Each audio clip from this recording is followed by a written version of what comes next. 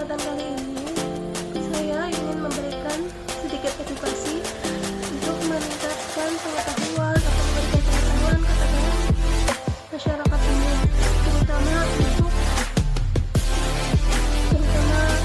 untuk kelompok usia dewasa muda sampai dewasa akhir. Ya, kenapa saya mengambil topik hipertensi ini? Karena menjadi hipertensi di kalangan masyarakat ini sangat tinggi, tetapi lumayan tinggi. Ya, seperti itu. Karena hipertensi ini sendiri disebut sebagai silent killer atau pembunuh diam-diam. Jadi kejadian hipertensi ini tidak menimbulkan gejala yang signifikan seperti misalnya demam atau seperti itu tidak, tetapi menimbulkan gejala. Terlebih lagi gaya hidup yang semakin kekenyangan, jenis makanan instan, junk food itu semakin banyak, yang membuat masyarakat itu jadi menyukai makanan seperti itu yang bisa terjadi hipertensi. Ya, kejadian hipertensi ini di Asia Tenggara menurut WHO itu sudah 22% kejadian hipertensi. Jadi emang cukup tinggi. Bahkan di Asia Tenggara sendiri itu 36% kejadian. Itu merupakan angka yang cukup tinggi.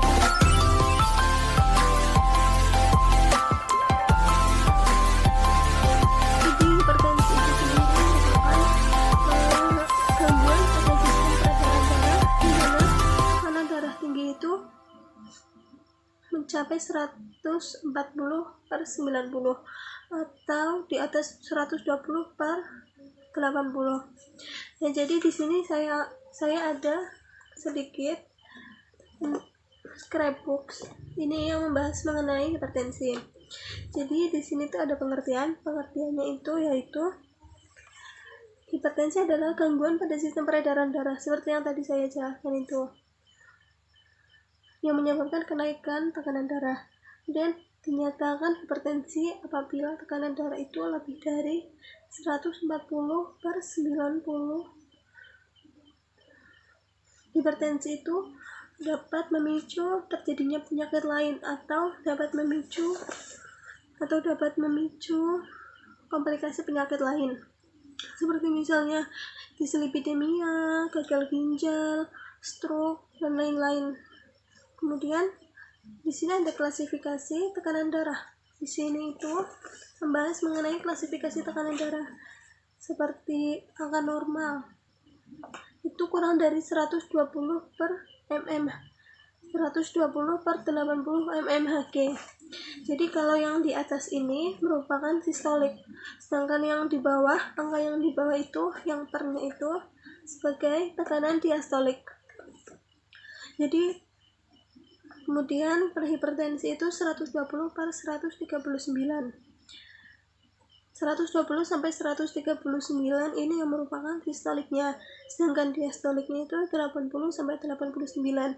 Jadi walaupun nanti itu nilai yang atasnya itu normal atau sistoliknya itu normal 120, tetapi yang di bawah diastoliknya itu lebih dari 80, itu bisa dikatakan sebagai prehipertensi.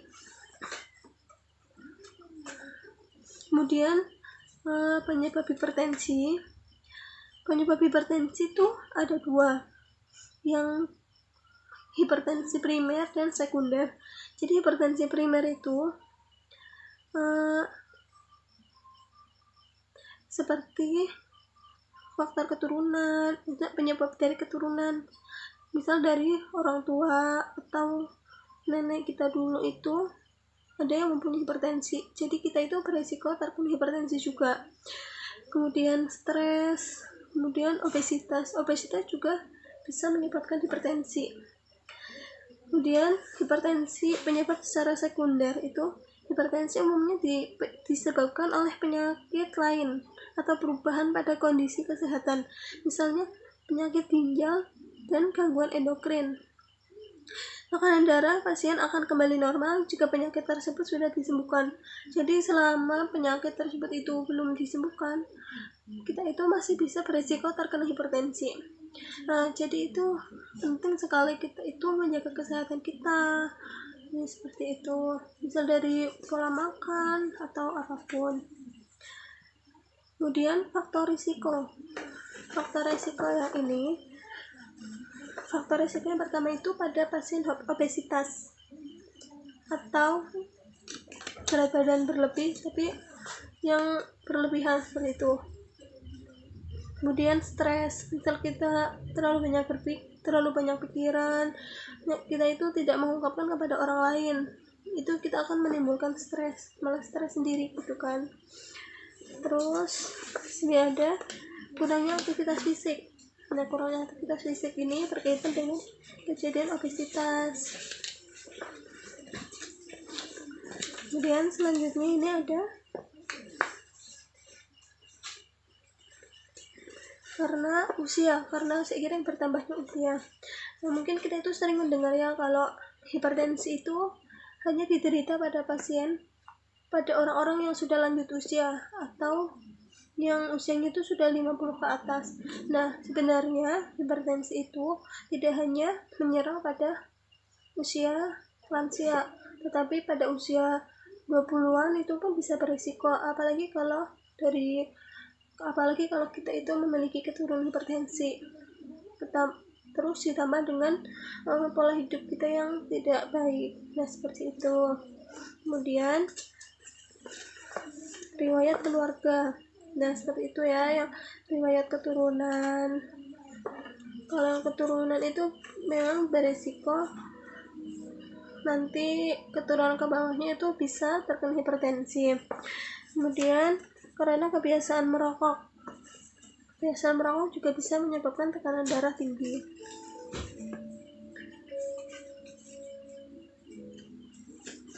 Kemudian di sini ada makanan. Pencegahan dulu ya. Nah, pencegahan di sini itu untuk mencegah kejadian hipertensi. Salah satunya itu dengan kita itu harus berpikiran rileks. Walaupun kita itu sudah memiliki masalah atau sudah memiliki banyak tugas, kita itu harus dengan rileks gitu. Jangan terlalu dibuat stres. Misalnya kita berbagi dengan orang, berbagi cerita, sharing seperti itu. Dan banyak makanan buah dan sayur. Nah, di sini buah dan sayur ya. Kemudian olahraga teratur. Kita juga harus olahraga secara teratur. Misalnya itu 30 menit per hari. Atau kalau kita itu susah, bisa 1 minggu itu 3 kali dengan durasi 30 menit. Olahraganya itu bisa yang ringan-ringan saja. Kalau misal kita itu tidak punya alat untuk berolahraga, kita bisa misalnya berjalan santai atau jogging atau bersepeda. Atau kalau enggak, kita bisa melakukan pekerjaan rumah seperti menyapu, mencuci, mengepel seperti itu. Jadi olahraga itu penting untuk pembakaran kalori. Kemudian pembatasan penggunaan garam. Jadi salah satu faktor hipertensi itu karena penggunaan garam yang berlebihan atau penggunaan natrium pada garam yang berlebihan. Seperti itu. Atau pada orang yang sangat menyukai makanan asin. Nah, itu sangat, misalnya tuh kalau masak sangat asin, itu sangat tidak dianjurkan. Seperti itu. Apalagi bagi yang sangat menyukai makanan instan yang gurih, itu sebaiknya dikurangi saja, karena kita itu mengkonsumsi garam itu sebaiknya 1/4 sampai setengah sendok teh saja, atau tidak boleh lebih dari 1 sendok teh. Kemudian ini ya, kita itu mungkin dari keluarga atau siapapun mempunyai kebiasaan merokok dan meminum alkohol atau minum minuman alkohol seperti itu. Nah, itu sebaiknya perlu sangat perlu dikurangi. Kemudian kendalikan berat badan. Kendalikan berat badan ini terkait dengan yang hipertensi, yang obesitas itu. Jadi kita bisa rutin menimbang berat badan, sering berolahraga, makan makanan itu sesuai dengan kebutuhan. Kemudian komplikasi yang sering terjadi pada hipertensi. Komplikasinya itu biasanya stroke karena ada penggumpalan darah di dalam otak. Kemudian gagal ginjal, terus ada retinopati dan gagal ginjal. Retinopati ini merupakan gangguan pada penglihatan.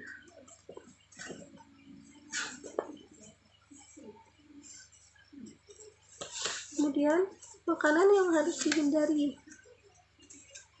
Makanan yang harus dihindari itu apa aja sih? Nah, di sini tuh ada makanan di dalam kaleng. Makanan kalengan seperti itu, seperti sarden, seperti itu sebaiknya dikurangi atau dihindari saja. Kemudian daging merah seperti daging kambing, apalagi kalau daging kambing itu dimasak setengah matang, itu sebaiknya dihindari. Kemudian makanan berlemak jenuh, itu seperti gorengan yang sudah digoreng berkali-kali, itu sebaiknya dihindari. Kemudian buah yang mengandung gas, salah satunya itu durian. Kemudian makanan yang diawetkan itu juga sebaiknya dibatasi atau dihindari. Kemudian makanan yang tinggi natrium, seperti pada makanan instan yang keripik seperti itu juga sebaiknya dikurangi. Terus junk food, itu juga sebaiknya dikurangi.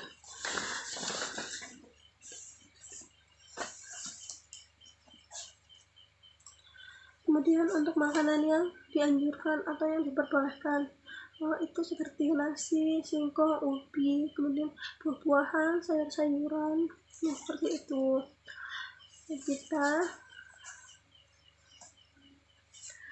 Kita untuk mengurangi resiko hipertensi ini sebaiknya sering mengkonsumsi makanan-makanan yang bergizi, seperti tadi buah-buahan, sayur, terus minum susu. Terus penggunaan gula itu harus dibatasi, maksimal dalam satu hari itu cukup 4 sendok makan.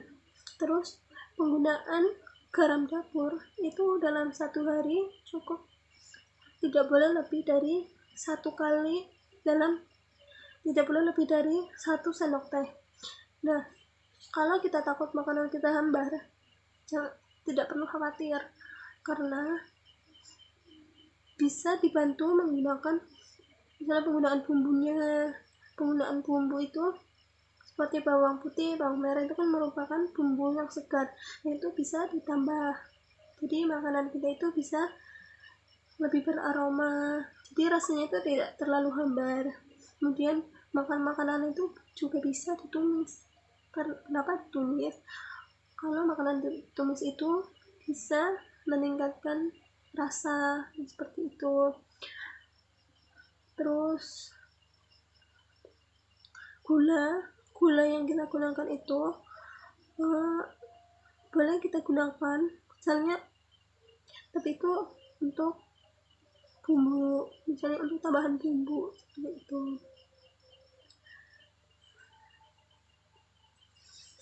Demikian sedikit yang saya paparkan. Semoga bisa bermanfaat dan semoga